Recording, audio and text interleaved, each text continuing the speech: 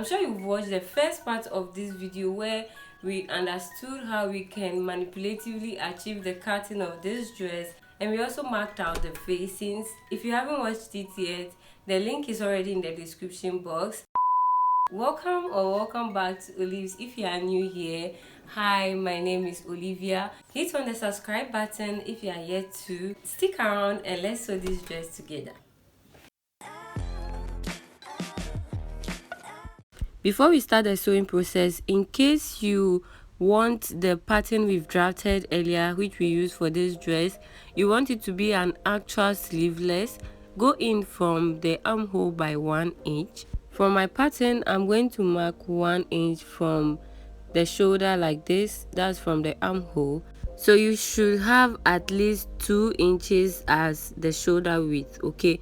So connect just as you see me doing. Connect from the 1 inch to your chest line to create your new armhole. I'll pick up my back bodice, meet the shoulder together and remark the same 1 inch and connect from that 1 inch to the chest line. Note that the back does not need to be very deep, it just need to be sharp, but the front is a bit deep, so you should know how to use your curve. I've gone ahead to knitting everything, and that was after I joined the waist together. So what I'm going to do next is to pick up my 2 front pieces, join them together with pin. Now you have to make sure that these points meet so well, very important, okay?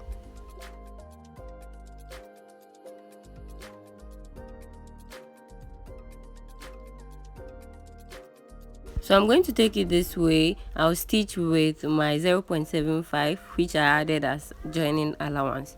Now I'm going to continue the same thing with the back, but this time the back is just going to be a temporary stitch. I'm going to unpick all of them later. This is because I just want to have the crease line, the zipper line showing so well that I will not find any difficulties locating it, okay? So I'm going to stitch them together, like I'll just stitch the front, but it's going to be a temporary stitch, which means that I will not back stitch on each end, okay? I'm going to take both of them to the machine and stitch. This is how mine looks like. I hope you're also following. So you see that the points are meeting so well, and I've pinned the shoulders together to stitch with 1/2 inch allowance, okay? Now I have already stitched the center back and I have ironed it open. So this time I'm just going to unpick it so I can have my crease line, right? So this is how I've stitched the shoulder with my 1/2 inch allowance. Also at the center back of the dress, I ironed interfacing. So as I've joined the shoulders of my dress, I also joined the shoulders of the facings together. Now we are ready to pin the necklines together and sew. This is how my center back looks like. You can see the crease line. It will be helpful when we are ready to fix the zip. From the notched part of the center back, that is the zipper line, I'm going to leave out 1 inch before I start to fix or sew the facings together, okay? So while pinning, that is how I'm going to pin. Now I'm going to pin the center front of the facing together with the center front of the dress. Match the shoulders together.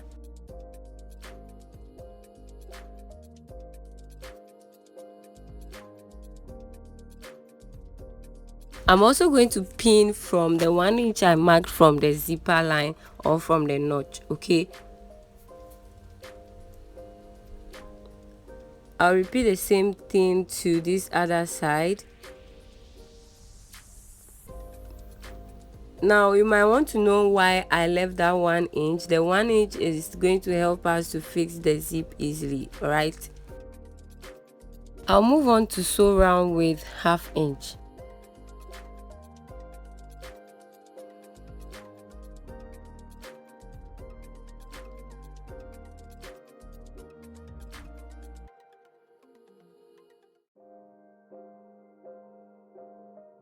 I'll trim off excess.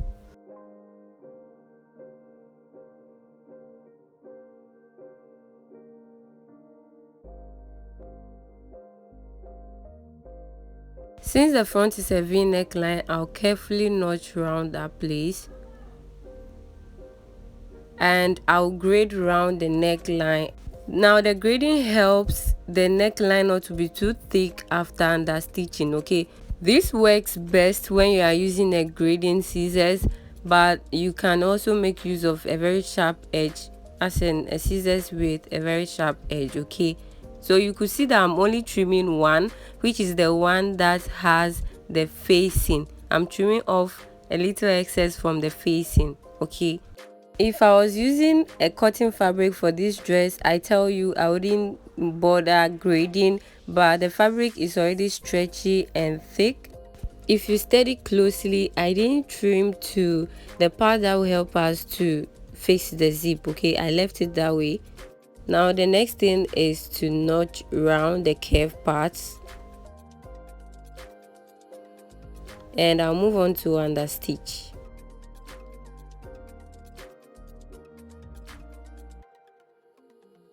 Okay, so this is what I have after under stitching. I also want to say that while under stitching, I did not under stitch too close to the very first stitch. Okay, so that all these things will help us to fix the zip easily, right? Let's continue. Now I'm going to pin the center back together so it doesn't distract me while sewing. This is getting interesting, so you need to pay much attention to whatever I say. Okay, so this is after we sew our necklines together, right? So this is how it looks like at the wrong side with the facing. Okay, so what I'm going to do next is to flip the facing back again, right side facing. I'll align the shoulder lines and pin everything together. I'll leave this other one and work with this first.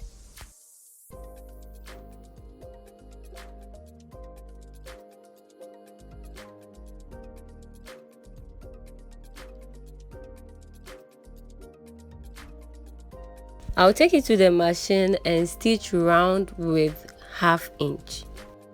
Now I can work on the other one, same way, flip right side facing, meet the shoulders together and pin the armholes also together.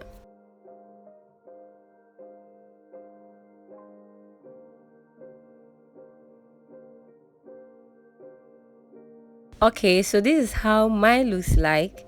So just as we did for the neckline, I'll trim off the excess and also grade round, and after I do this, I'm going to notch round the armhole. Next, we are going to understitch, and I will understitch from here to meet the shoulder line. Okay, in case your shoulder width is not that big, you might not get to the extreme end, as in you might not get to the shoulder width, but wherever you get to, you can stop there. Okay, so I'm going to understitch like this and stop on the shoulder line, and also pick the other side, understitch and meet the shoulder line.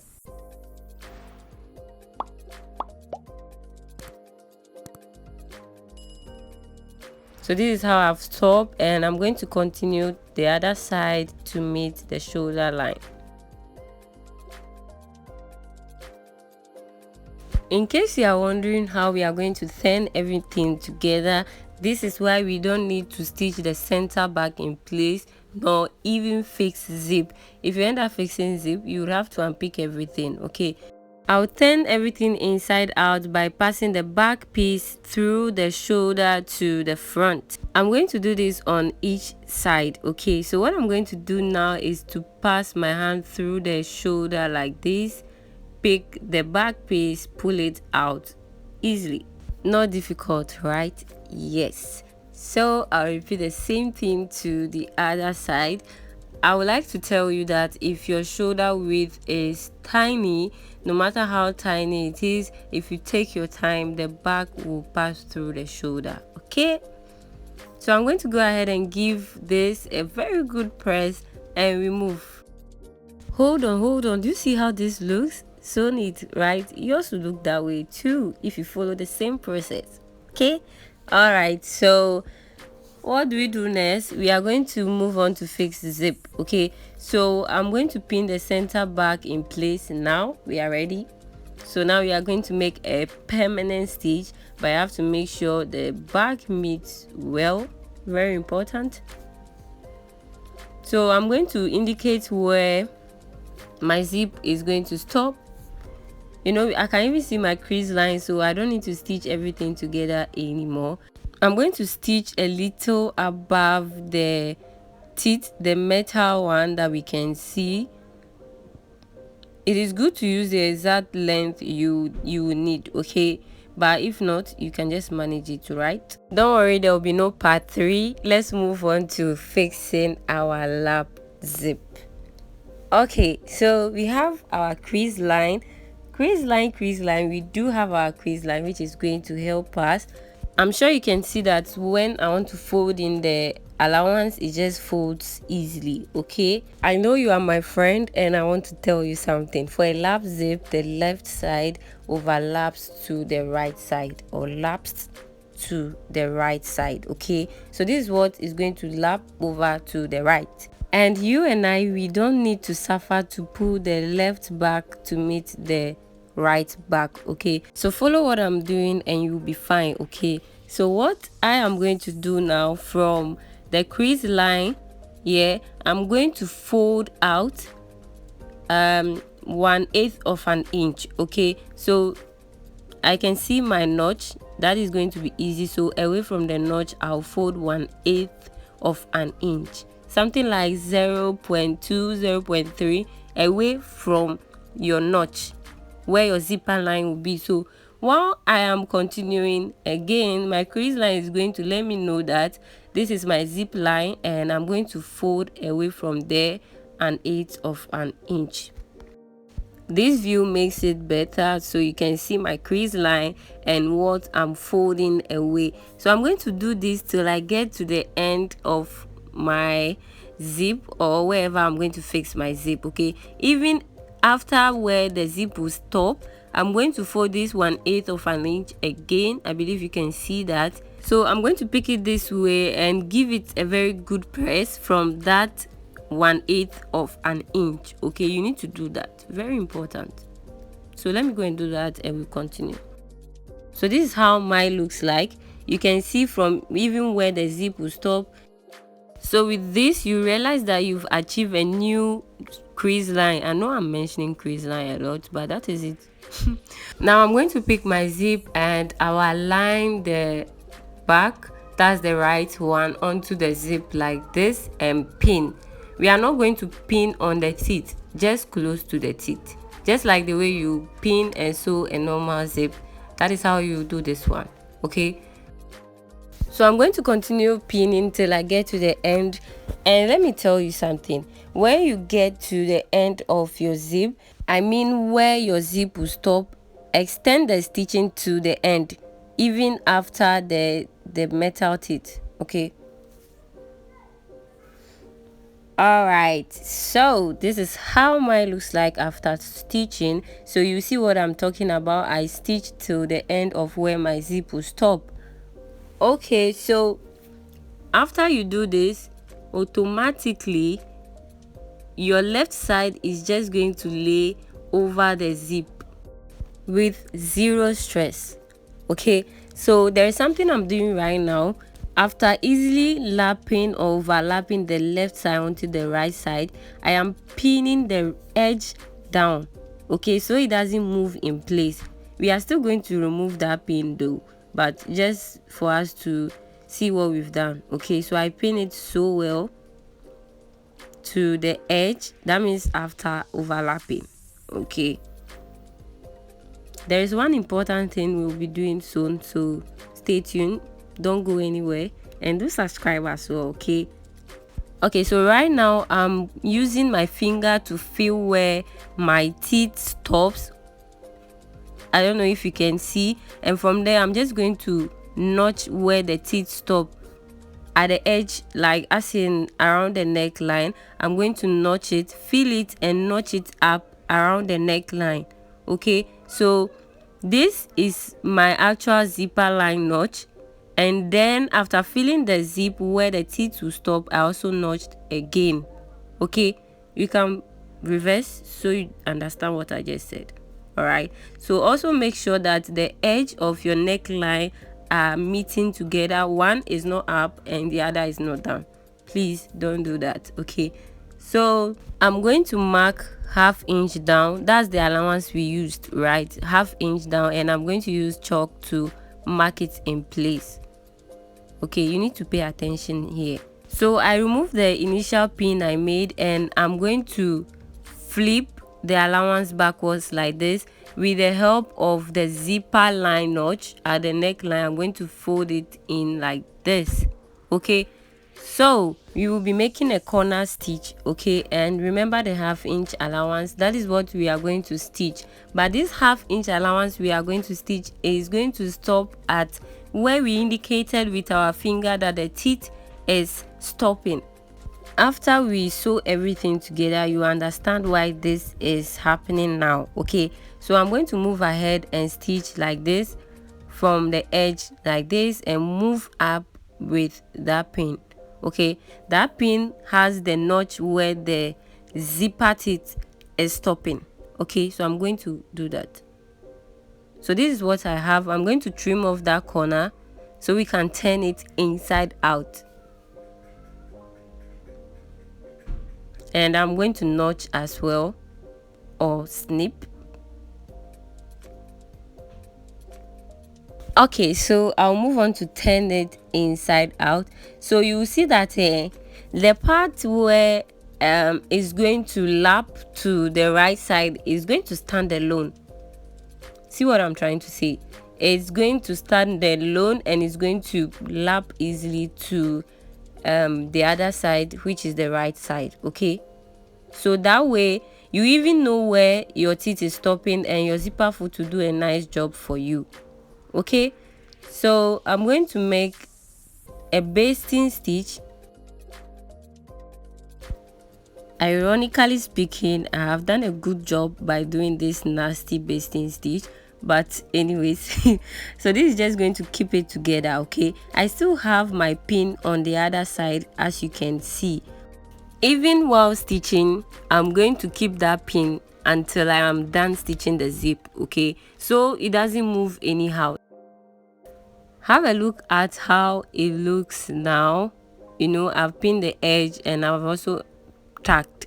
Okay, so I'm going to pick my zipper foot to show you how everything is going to move. Okay, so automatically, if you are using a zipper foot, the zipper foot is also going to feel where the teeth is and will not work on the teeth. Okay, so with the help of the needle, it's just going to pass by the teeth. In normal circumstance, we are to stitch from the down and move upwards. Okay, but this is the thread I'm currently using, so I'm going to stitch the violet part upwards and later we'll stitch the yellow part. Okay, I'm sure you can see that with no struggle, I'm just moving up and stitching. While sewing, when I get to almost the top, I'm going to remove the pin from this other side like this. And I'm going to open up the zip so the foot can stitch easily upwards.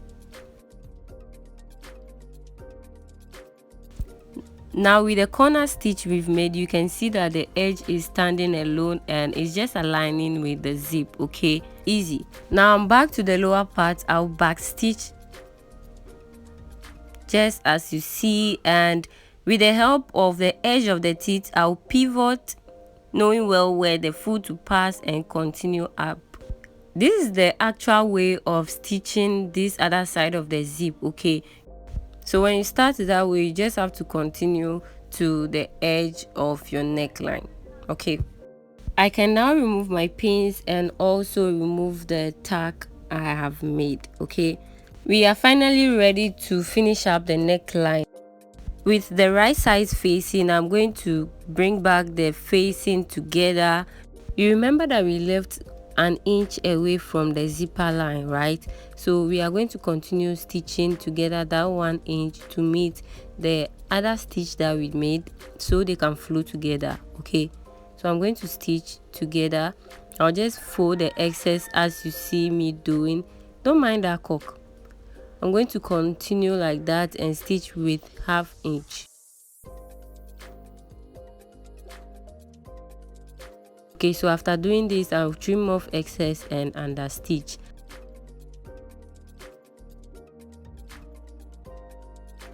I'll repeat the same thing to this other side. Flip it like this, stitch with 1/2 inch, trim off excess and understitch.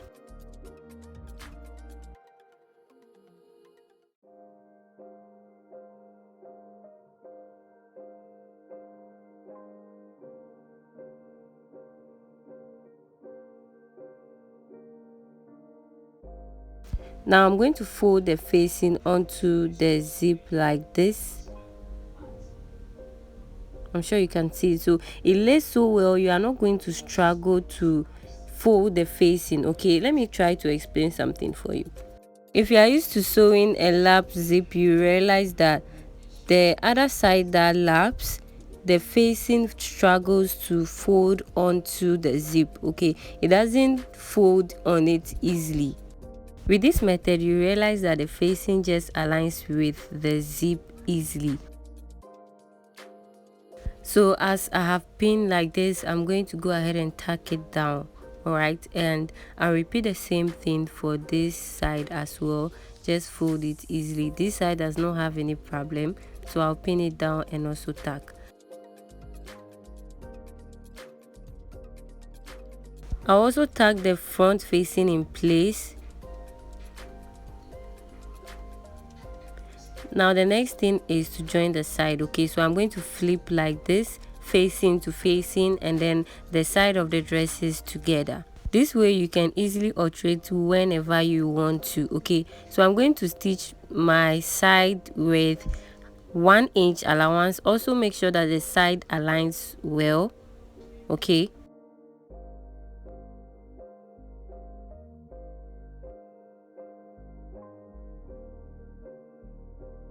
so I'm going to stitch like this to this end. Okay, I will do same for the other side. So this is how it looks like after the side being stitched together so well. Now the final thing we are going to do is to fold in the facing like this to the side. Fold it in like this and also tack it down to the side seam allowance.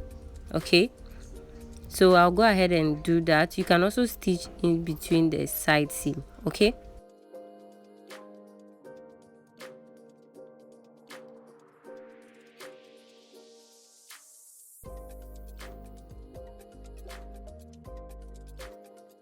if I make this dress again, there's one thing I would like to change.